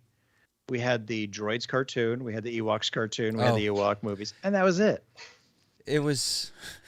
Then the prequels came along. Yeah. People loved them. People hated them, whatever. But now there was a little bit more we could choose from. If you're sitting around bored and you want a little Star Wars, be like, I've seen the original trilogy enough. All right, I'll put in one of the prequel movies. Then maybe you'll find something you didn't know you liked originally. Yeah, and then they just kind of grow on you after a while. A little bit, yeah. I mean, we're kind of spoiled now. Like, after the prequels came out, I was like, well, that's it. He's said he's not going to make this any more movies. Yeah. We're not going to get anything else. Maybe we'll get, like, a TV show or, like, the cartoon show. Oh, there was never see another live action. There was the hope of a live action TV show for years. Remember, that was in development, and then it went away. It disappeared. It died, and then Disney bought Lucasfilm, right? So wasn't it supposed to be like Academy or something like that? Like, I think so. It was like it was like Jedi focused story. I think, right, Aaron? I thought it was supposed to be about the underworld, and somewhere on YouTube Coruscant. You can find some test footage that they shot, and it was like stormtroopers and smugglers, and it was all shot on a blue screens, and stuff like that. I'd heard somewhere at some point I'd heard like it was Jedi centric or Jedi focused. But that sounds familiar too. I haven't seen that footage. We should show that here one night. Yeah. Whisper has another question here, and it was as if Snoke was to be the puppet master and Kylo the villain. Did Ryan kill Snoke for the sake of misleading? What would have happened if Sauron was defeated in Two Towers? I think what's interesting about that is that's a good one. If Snoke had lived, would it have just been another Palpatine Vader story? But by killing Snoke in the middle, the possibilities of where Kylo can go now in his grasp for power is so fascinating to me. More fascinating than see him be, a slave to Snoke and then eventually going, I'll do the right thing and I'll throw him over to the side of it, Yeah. I don't know. That's what I thought was fascinating. I never thought he was. Yeah, I thought he wasn't. He made a move. But absolutely. And people say like, well, we didn't know anything about Snoke or whatever. And it's like, we knew so much about the Emperor and Empire Strikes Back, didn't we? We know oh yeah. It's like, you didn't know anything. Even after Return of the Jedi, we really didn't know anything about the Emperor. He was just some wrinkly prune guy that shot lightning out of his fingers. How dare you speak so lowly of the Supreme One? Yeah, I don't know. I have mixed feelings about it. I love the throne room scene. It's probably my favorite moment in the sequels when they join forces for a moment there. So good. But also, you got to give us a little something, which I think is what we're going to get in these new series. We're gonna learn about Snoke. I feel like that's coming. I think Bad Batch could have some. I think they're setting up for like the clone stuff with Bad Batch, with the Empire taking the scientist, or I forgot what Nalase, yeah. And what happens with her and how they use her. I think eventually she gets away because the clones aren't that good, But I think that sets up where they go and how they try to do, with Snoke and the clones of the Emperor and how all that works and stuff. Yeah, I think all that will be revealed for sure. Or will it? All right, so we're going to wrap it up here soon. All right, one more from Whisper here. Whisper's bringing some really, really interesting ideas to the show tonight. The Force Awakens makes us smile, regardless of the merits or infamy. Would you consider The Last Jedi a bigger mistake or Skywalker a worse cleanup? That's a little convoluted. I don't even know. It's Aaron, tough. what do you think? I think you're setting us up there, Miss Kennedy. We're not taking the bait. Yeah. We're not your story group. If we're gonna be in the story group, we want to get paid for it. Yeah, I wanna. I at least want some sponsors, please. My attorney Matthew Murdoch will be in touch with you. I don't think Last Jedi is a mistake. I think the way it was wrapped up was. I've said too much. Yeah. And like, there's some really cool stuff. I think there's really cool stuff in The Last Jedi. He tried to make like a non-Star Wars movie, right? He wanted to make something different, and he did, and it's good, but it's also, not after The Force Awakens, which was, people were like, oh, it's too much like the other movies. It's basically copying Star Wars. Yeah. Then he went like a totally different direction with it and tried to make something different. And then people were like, we don't like that either. Yeah. You can't. You can't please everybody. Did you see Whisper's comment? I appreciate. Yeah. Thanks, Kathleen. Yes. Whisper, you I don't know who you are, but you rock. Whisper, thanks so much for the your contributions tonight. We appreciate the dialogue. Yeah. Please like and please subscribe. Please. We need more followers. We need more Please, Miss Kennedy, please. We definitely could use more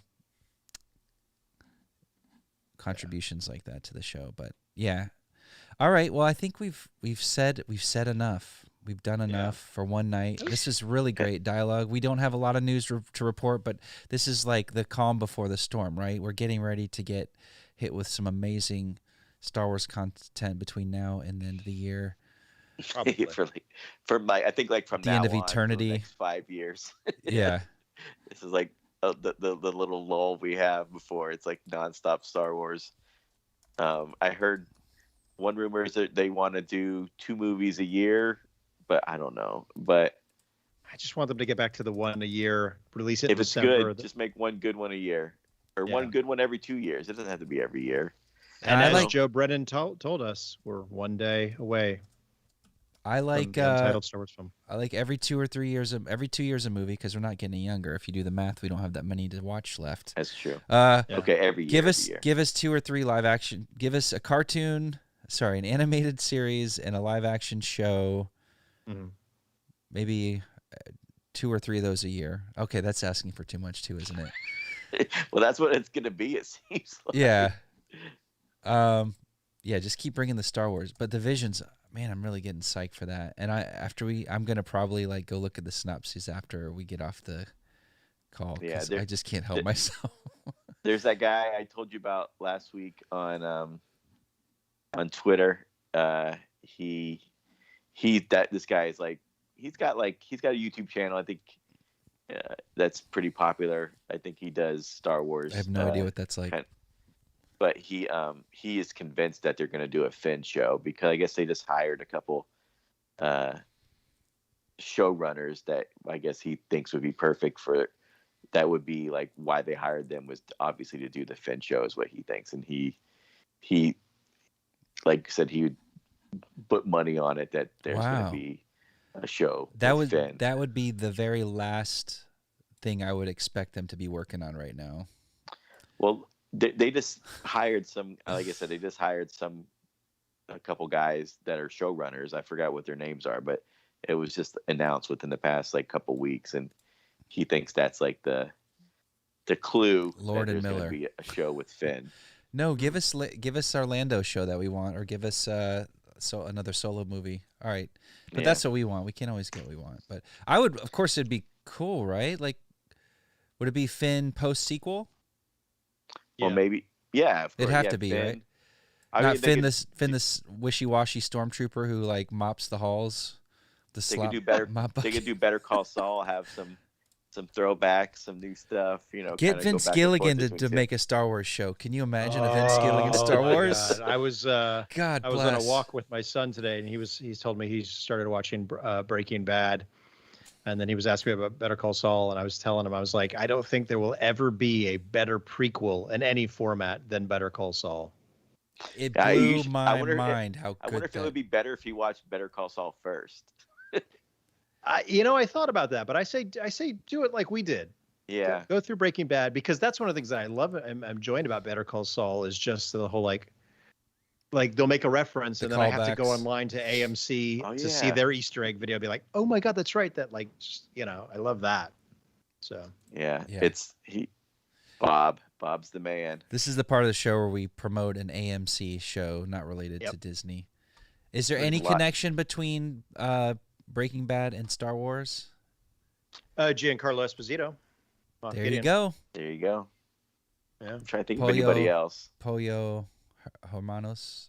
I'd love to see Tres Hermanos. Ray Seahorn. I'd love to see her in a role. She's fantastic. Kim Wixler from Better Call Saul. She's a great actress. She's so good. What's her name? Ray Seahorn, I think is that it? Seahorn? Right, yeah. All right. What? They're racing on Alistair. Very fast, very dangerous. What did I just watch this week that was good? I'm trying to think. Here we go. Here's where the show goes off the rails. Documentary. Oh yeah, I watched that. It was okay. That's good. He was from Orlando. I didn't know that. Let's say I was texting you late at night. I was just laughing like a fool at watching. What's the name of the show with Tim? I Think You Should Leave. Yeah, the sketch comedy. Have you watched that, Aaron?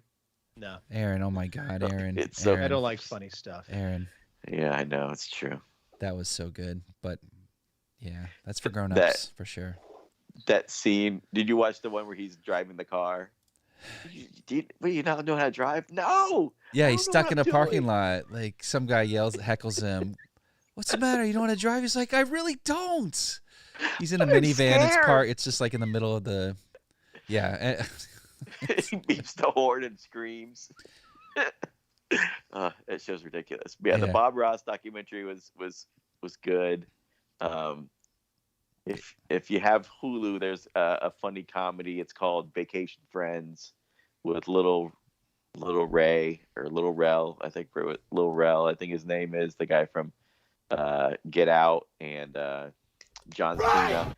It's actually like a fun little, like nothing special, but just like My name's one Amiga. of those R-rated comedies that kind of fun to watch. If you get a chance, if you have Hulu, check it out. It's good for a couple hours of laughter. Trying to think anything. New Zealand, try something Lodge new. 49 AMC show is really good. And Oh my God! Now he's going back from 3 years ago.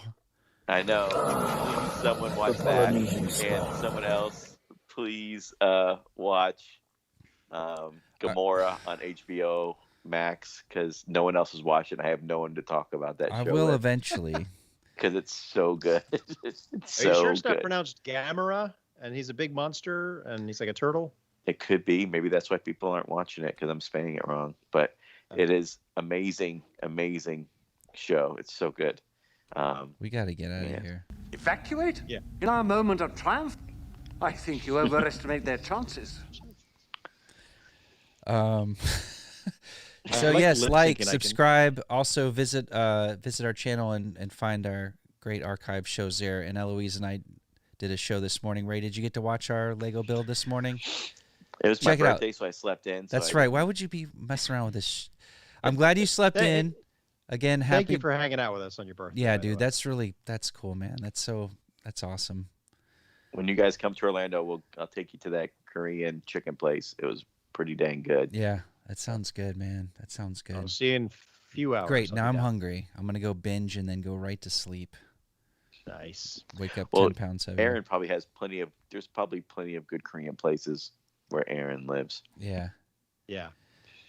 Good night, Gavin. Good night, Gavin. Get some rest. Draw some pictures for us, some Star Wars stuff. Yeah, man. Let us see it. We'll link to Gavin's YouTube channel in the show description. I want Gavin, if I can do a request to Gavin, I want his take on IG-88 or IG-11. I'd Or like Bosk. to see what he would do with that. Gavin does he does great. Like he's got it covered. But I was thinking organic stuff. Like give us Jabba the Hutt, with Salacious Crumb. Give us Bosk. One of those alien bounty hunter types, or Hammerhead, one of your favorites, Ponda Baba, nice. Walrus Man, right? Mm-hmm. So yeah, I'd like to see that, and just whatever your heart desires, Gavin. So also, really quickly, Luis and I we're gonna start another little side quest, and it's just gonna be like the street art and stuff. I keep talking about it. We need to set it up, but he's going to bring on, showcase a bunch of bootleg toys, Star Wars toys and artwork, mashup artwork. And then I've got a friend, Lev, who I've been trying to get on for a while. He's a really awesome art director at Havas, where I used to work for years in advertising. And I commissioned him I said, yeah, draw me a Slave One.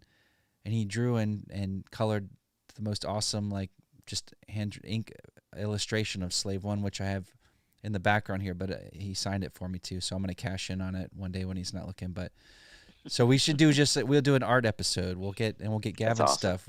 Whatever Gavin comes up with, we'll bring Gavin on. We can talk about. We'll just do an art episode. And Aaron also has drawn many a Jedi. Gavin and Luis are going to be on the show, huh? Oh, here we go. That's cool. We're gonna have 20 windows up here. What if we had all the same size window, and then Aaron's a little matchbook, a little thumb. It looks like Hollywood Squares, and I'm John Davidson. You'll always be our Shadow Stevens. Aw. You. So yeah, we got lots of stuff in store. But yeah, hope everyone has a great week, and we'll probably catch up with everybody next week, unless something amazing drops out of nowhere, and then we'll jump on and do a little something this week. But Great show. Right. Happy birthday, Ray. Aaron. Happy birthday, Ray. Ray. Love you, man. And until next time. May the force be with you. Bye.